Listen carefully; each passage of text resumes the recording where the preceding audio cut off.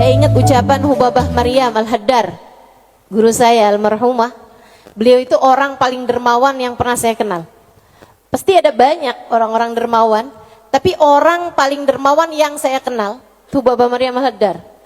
Sedikit sekalian, beliau tuh kalau bepergian bisa jadi lupa bawa uang buat belanja, lupa bawa uang buat apa, tapi nggak pernah lupa bawa uang buat sedekah. Karena memang ini orang satu senengnya ngasih luar biasa. Siapapun aja dia kasih. Anak-anak ketemu dia kasih, orang tua ketemu dia kasih. Dan dari Hubabah Maryam tuh saya juga jadi ngerti bahwa ternyata semua orang suka dikasih. Subhanallah lah. Semua orang tuh seneng aja dikasih gitu. Walaupun dia orang mampu sekalipun gitu ya. Tapi kalau dikasih tuh kok seneng aja gitu. Betul nggak?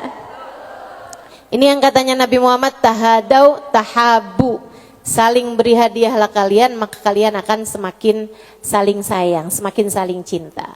Makanya para ibu mesti yang besar hati buat selalu bisa ngasih sama anak-anaknya. Para istri ngasih buat suaminya, gitu kan ya? Saudara ngasih buat saudaranya dan seterusnya gitu. Itu memang adalah bagian dari kita pengen cari ridha Allah Subhanahu wa taala, irhamukillah. Dengan cara memberi tersebut itu ya. Ngambil sifatnya Allah Subhanahu wa taala. Allah tuh mu'ti. Allah pemberi. Jadi kalau kamu juga ikut-ikutan, bukan jadi orang yang senang menerima, tapi jadi orang yang senang memberi, maka Allah Subhanahu wa taala akan alirkan kepadamu rezeki-rezeki yang bahkan dari arah-arah yang tidak disangka-sangka. Saudara sekalian yang saya muliakan, Hubabah Maryam pernah bilang, Halimah jangan takut ngasih. Nak, jangan takut ngasih. Allah itu seringkali ketika kamu ngasihnya banyak, Allah juga ngasihnya banyak. Ketika Allah ngelihat kamu jalur keluar duitnya itu banyak, Allah juga bakalan ngasih itu buat memenuhin jalur keluarnya uang tersebut gitu.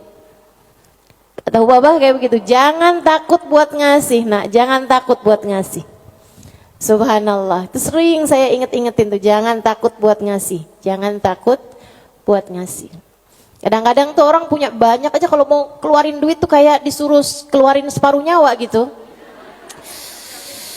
Penuh perhitungan, ya. Makanya ada satu cerita, salah satu dari habaib teriak-teriak manggil anaknya. Misalnya anaknya namanya siapa? Husein misalnya. Sen. Anaknya sebelah saya nih ada yang namanya Husein. Sen. Si Husein ini kan dia dengar panggilan tapi dia nggak tahu ayahnya ada di mana. Dia bilang, Bang Abah ada di mana sih Bah? Ini Husein Bah, lebek Bah. Kata Abah, ya kamar mandi nak. Iya Bah, dikirain suruh ngambil sabun, apa kehabisan odol gitu kan. Sen, tolong ambilin duit Abah nak. Ada di gesper Abah warna hijau. Iya sih. Habaib-habaib kita suka punya gesper warna hijau. Gesernya habaib tuh ya. Jadi gespernya dipakai bukan buat celana panjang tapi buat sarung. Ada yang tahu nggak? Anak-anak zaman sekarang nggak pada tahu nih, nggak seru ah.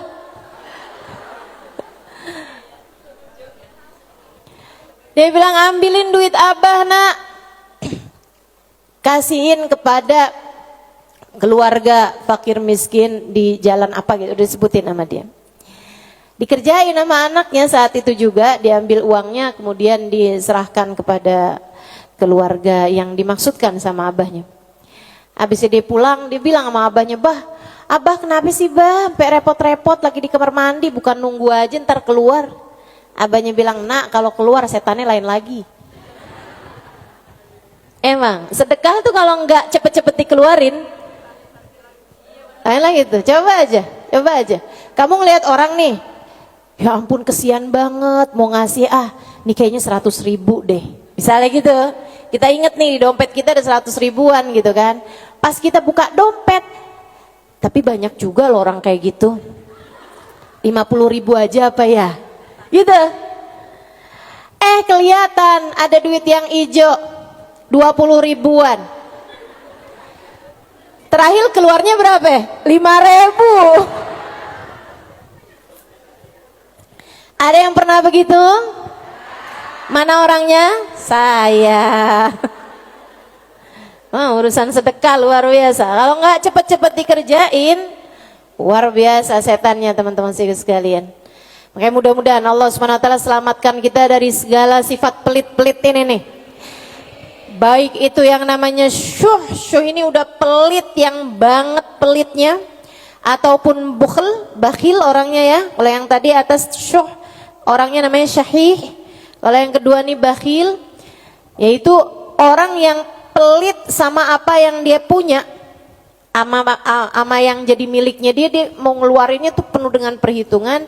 Dan gayahnya, puncaknya orang pelit yang kayak beginian nih, puncaknya pelit adalah dia sampai berusaha untuk bisa yang wajib-wajib pun jadi nggak wajib. Gimana caranya gitu?